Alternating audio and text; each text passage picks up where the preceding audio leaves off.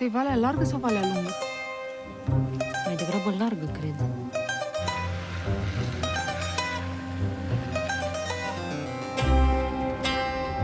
Data trecută n-am ajuns chiar până aici, nu? No. Era zăpada 2 metri aici.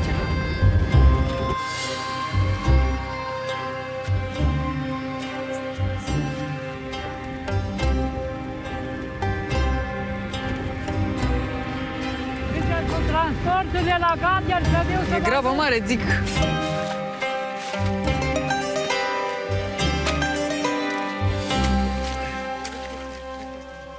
Fii atent, ne-am împotmolit, am căzut cu mașina într-un pârâu.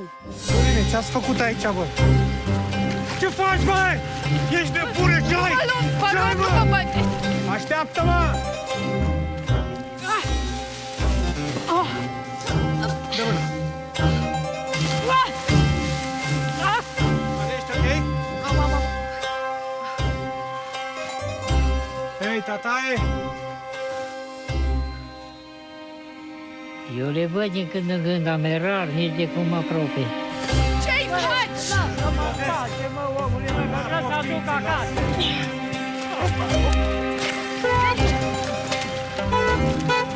Ilinca, te rog eu frumos deschide, că ne e foarte frig. Asta!